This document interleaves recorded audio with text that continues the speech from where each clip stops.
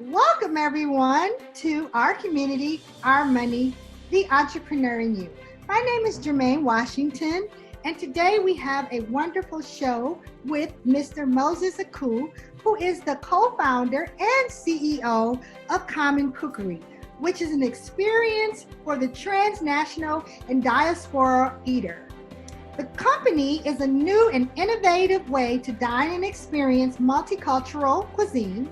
So stay tuned. This will be a great show.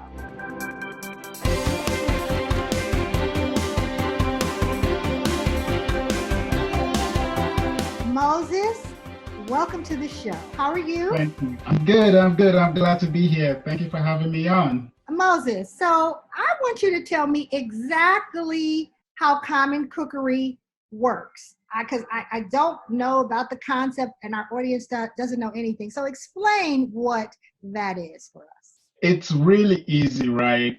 Common Cookery was set up to provide independent restaurants that cater to diaspora eaters with well-priced and more efficient kitchen spaces, as well as an online platform that will allow for easier ordering and pickup. So there are two sides to us. We have actual physical facilities we're looking to develop to lease out to these small independents. And then we also have an online platform we're building where they can fulfill delivery orders as well as pick up orders really easily. Moses, what you're actually saying is that Common Cookery has brick and mortar locations where I can come in and dine and have access to multinational cuisine? Or are you saying that it's a place that delivers the food out to people? Please explain, because this is such a new concept. Exactly. It's a very, very good question. I'm sure quite a number of your audience out there, you've heard the term ghost kitchen or cloud kitchen, right? So a ghost kitchen is literally a physical facility that has no customer-facing storefront. It is solely designed for restaurants to set up their to-go fulfillment side of the business. So they lease a little space, right? It could be anywhere from 2 to 400 square feet, you name it. And they set up their restaurant online on one of these delivery platforms you're familiar with, like your Grubhub, and they operate out of there. And there is no dining, there is no sitting. All they're doing is just producing food. So when you order through Grubhub or DoorDash, it's made in that location, and then it's just delivered out to you. Some of them incorporate pickups as well. So you can also come and pick it up, but you absolutely cannot sit down. Wonderful. So that's so interesting. So how does the audience know all the different types of restaurants that are associated with you and the types of food that they can actually order, and how do they get to you to get their order in and then have the food brought to them? So for us, our core focus is what you call restaurants that cater to diaspora eaters, right? So we live in Houston. One of five, Houstonians speaks another language other than English at home, right? So we're all pretty much a large diaspora community. We've built a relationship with 400 different small restaurants that will be live on our portal once it's up and running at the end of July. So you can find it once we really go live, and you go on commoncookery.com and you can see all the various restaurants that partner with us, and you could place your orders and it would arrive at your home just like Santa Claus does on Christmas Eve. Wow, that is so, so cool. I love it. So, Moses, how did you come up with this idea? I mean, it's so different it's different that is unique in all the different types of food that you can have. What made you come up with this? I was just looking at giving us the opportunity to have a digital presence. So this ghost kitchen concept, right, is being embraced by your bigger chains like the Chick-fil-A's. And the whole idea behind it is for restaurants to be able to operate cost efficiently. It doesn't mean that in our own target demographic, nobody was offering this to us, right? So I was really terrified that all I could see when I look in the corner is the Chipotle or only Pizza Hut.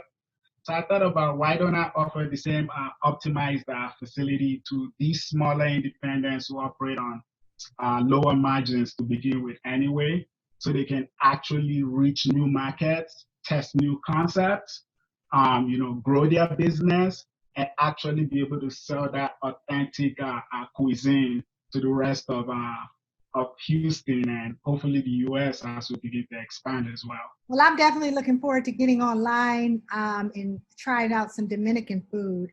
Hopefully you have some. Oh, yes, yes, yes. I have a couple of those lined up. Moses, is this your first business venture? Or if not, what other businesses have you had? I'm the son of an entrepreneur, so it's kind of baked into my blood. My first business venture, believe it or not, right, was a Nollywood distribution business before it became popular. For those of you who don't know what Nollywood is, right, the Nigerian movies that are all over the place now, right, that people cannot get enough of. Believe it or not, I had a full production outfit. I had actual distribution license with producers from all the way back in Nigeria, and I was distributing them to local African stores in the DC, Maryland area. And I don't know why I did stick to it at that time, given that it's blown up now. But at the time, it was a real niche business. Thank you for that interesting story. When we return from our break, we're going to continue this wonderful discussion with Mr. Moses Aku, and we're going to continue our discussion. So I want everyone to remember to check out the Goldman Sachs 10,000 Small Businesses program under the Entrepreneurial Initiatives Department. They continue to have cohorts in 2020 online. They're continuing with their classes. You can get all of the information about this at www.hccs/smallbusiness. So see if you qualify.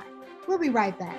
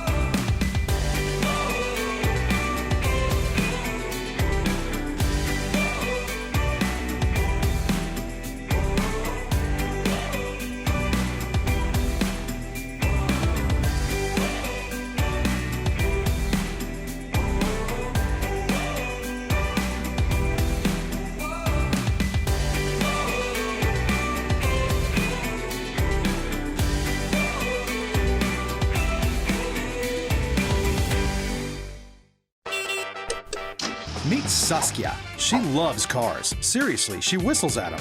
So she's studying engineering at Houston Community College. After that, a 4-year degree. Then it's off to the races. HCC, for everyone, anytime.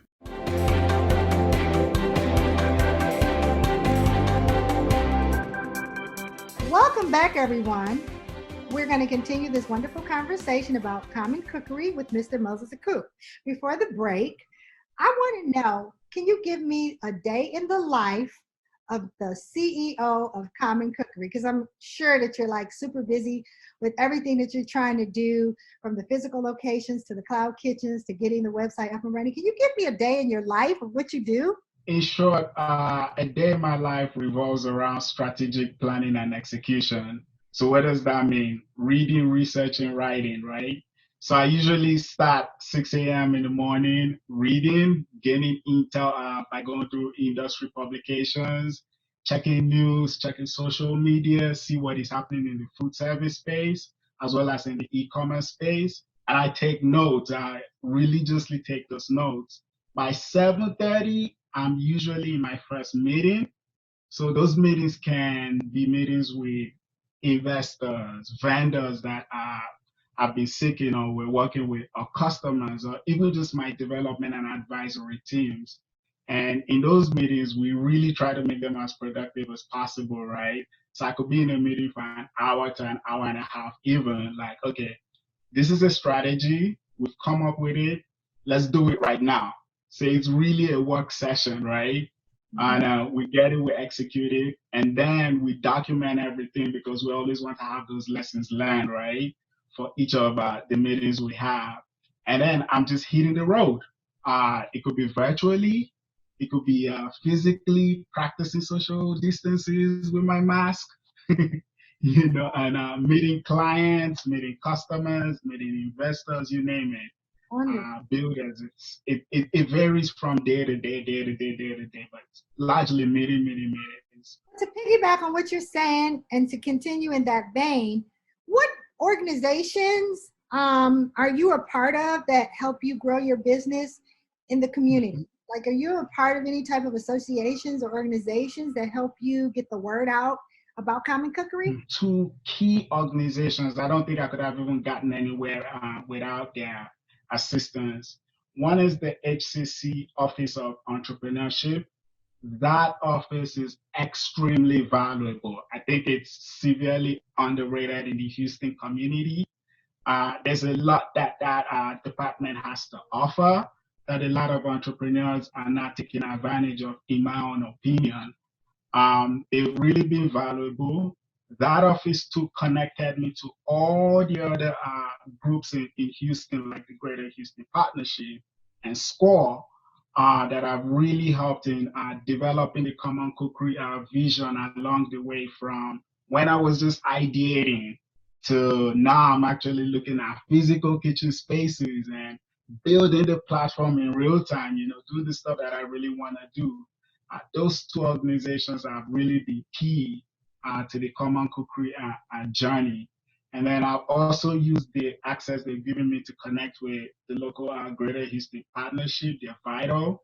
The incubators that are in the city, the Houston Exponential and the Canon, those are valuable resources that any aspiring entrepreneur can tap into. But really, HCC and SCORE, you guys have all those networks that connect everywhere.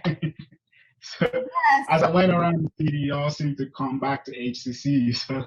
Yes, we do. And you know what? We want to help. That's why we have this show. That's why we do what we do, because we want to help as many entrepreneurs as possible. And now I'm going to move to the marketing strategy that you have for your business, because marketing is so important. And a lot of people don't realize how important marketing is to the overall business. And since you have a different, unique business perspective where you're dealing with the businesses themselves that go out and provide the food service, what is your marketing strategy? How do you get customers? Oh, I would tell you, for us, it's really been vital building relationship with community groups. Like you said, right, we're really a B2B and a B2C company, right? B2B meaning our clients are other businesses. And then obviously the front-facing e-commerce part, right, is public-facing, public customers. But with those B2B relationships, you need to market, you need to network within all these various association groups all over the place to even get to engage businesses that are looking to work with you. That's been vital with us. We really focused on developing the relationship with the community. We don't make it up. We let them tell us what their needs are, what their pain points are, what is working, what is not working, and we listen. And based on that is how we build our strategy, right? And even our products and our services to make sure that it really caters to their needs. The other thing is social media is huge. It's a major, major tool. Don't underestimate it, right? There are groups, there are networks you can really connect with on social media that are making things happen as we speak. Connect with those networks. If you have a special interest in any industry, look for social media groups on Facebook, LinkedIn, Twitter, Instagram, right, that are heavily engaged in that area, and connect with them. Thank you for that. I mean, that's unique. So tell me about what type of advice you would give to future entrepreneurs who are wanting to start a business and they're afraid to step out there. Give me the runaround from the idea to the funding to putting it together, the implementation, because it seems like a huge task for a lot of our budding entrepreneurs. What advice do you give them starting their business? I would say when you're starting with the ideating process itself, don't silo yourself off. Run it by as many people as possible. I would say professional networks as possible, right? figure out early if there is even a market need for the idea, right? It goes back to that saying where everybody's mom thinks you're the cutest kid on the planet, right? Everybody's that way about their ideas. You know, go out there early, test it, ask questions, poll people, right? Say, look, does this work? Get into focus group. HCCs, they do it, where you can even table your idea and say, okay, is this viable? After that, start building networks. Get out of your comfort zone. Don't stick to only the friends or the professional network that you were raised in. Go out, attend networking sessions across the cities between Houston Exponential, HCC, U of H, Greater Houston Partnerships, all the chambers of commerce. They have all these events happening all over the city. Attend them, network, see what is out there, test your ideas even within these groups as well, right? And then as far as the implementation itself goes, be prepared to adapt. See, for us, our Common Cookery, for instance, right, we wanted to get the physical kitchens built up right away, fill them up with customers, and put up the digital platform. But when COVID hit, we knew we had to adapt because our customers are struggling to stay open, right? So what did we do? We've engaged them, wanted to encourage them. We're putting up the digital platform instead, first and foremost, so that they can even begin to sell what they presently have before we now move them into physical spaces. So that is key when you're ideating, test it early, and get feedback and listen to the feedback. We're going to continue with this conversation, and we'll be back after the break. So we want to remind everyone that the Entrepreneurial Initiative Department has so many unique areas under the department to reach students, communities, and entrepreneurs. There are so many opportunities and resources available in the Entrepreneurial Initiatives Department. We also have a corporate college, and it is in partnership with the Texas Workforce Commission, and they provide funding opportunities through their Skills Development Fund and the Skills for Small Business Development Program, so that business does not have to pay for training. So if you want to access all of these resources and information, visit our website at hccs.edu/small-business. You should definitely check it out.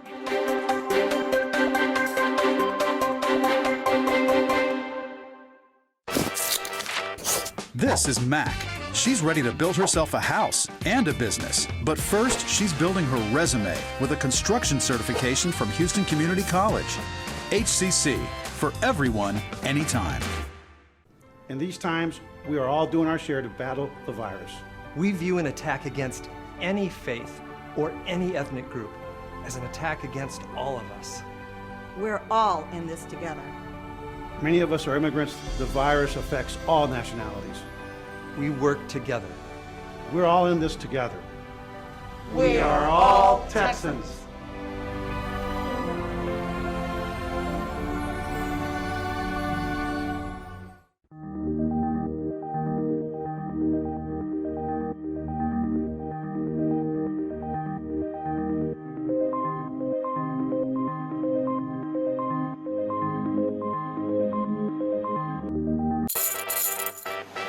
This is Ronak.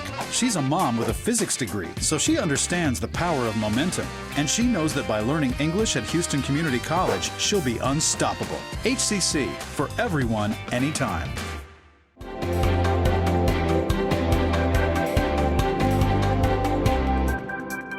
Welcome back, everyone. In this segment, we're going to continue our conversation with Moses Aku and discuss the future of his company and what he's doing to ensure that his business is viable during the COVID-19 pandemic. So with that being said, Moses, what are some tips you can give other business owners about how to navigate their business or redefine how they do their business during the pandemic? One thing we learned firsthand in this pandemic, right, is what if scenarios. So I will tell you, if you're looking to start a business right now, or you are already in business, you want to build a what if scenario, right? So what is a what if? what if something happens that you didn't plan for, right? How do you navigate it? How do you stay on business? How do you survive it? And how do you excel afterward, right?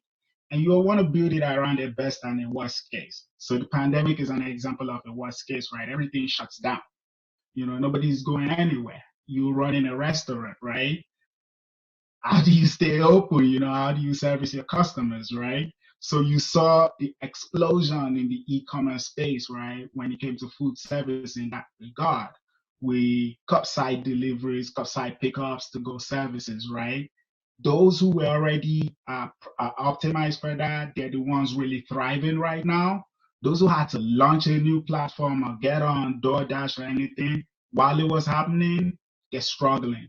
So it's always good to have that what if scenario built in, right? Where your sales channel is not just one unit.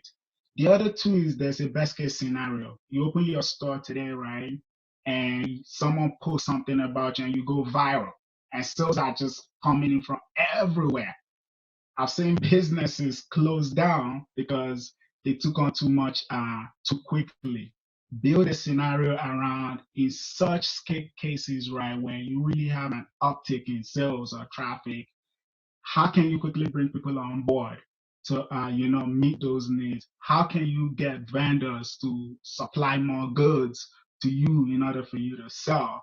Those are the things we've taken into consideration. And I must say, with HCC Office of Entrepreneurship at SCORE, you guys have really done a good job in helping us see and helping us build a what if scenario into this Common Cookery business model itself. When it was obvious that we couldn't open the physical ghost kitchens in March like we wanted to, right? It didn't mean we had to stop business. So we're like, okay, well, let's build a platform. The platform wasn't planned for 18 months afterwards, but we have customers, right? They need avenues to sell. So we built the platform, and we're building it right now and looking to launch it in July. Like I mentioned, to at least keep engaging our audience and putting our brand name out there and also meeting customer demands. So with that being said, because your business was around food service and a lot of the restaurants did close down and they couldn't be in the rooms with each other due to the spread of the virus, how did you have the customers available to provide the food when they closed everything down and so many of the restaurants were closed? That's a really, really good question. For us, I know people are listening and saying, okay, well, you're not that different from the DoorDashes. With us, one of the things we really focus on is what we call resource matching, right? So a lot of our target customers on the food delivery side of the business are small mom and pop companies. They don't have the best operating processes to begin with. So one thing we did was connecting them with the extra resources that they needed. A lot of them did not even know how to go about applying for PPP loans, for instance. We pulled in financial planners and legal resources who understood how that process worked to connect them to banks and to even help them fill out paperwork to be eligible, right? So that they could even stay open. We also connected them with funding groups as well as labor groups to even be able to open their doors and even meet other demands. So did the food shortage in the grocery stores with the hoarding, did that affect anything with the business trying to prepare the foods where they went to grocery stores and saw that people were hoarding food and it wasn't a lot of availability? So that had an impact. The funniest thing is for the smaller independents, it didn't have as much impact as it did with your bigger chains. Your bigger chains have these locked-in supply chain systems, right? With agreements years out.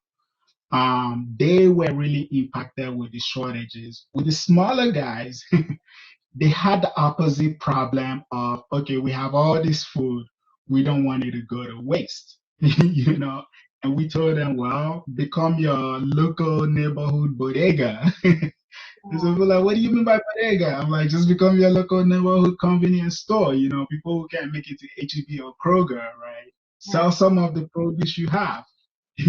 So they were lucky in that regard.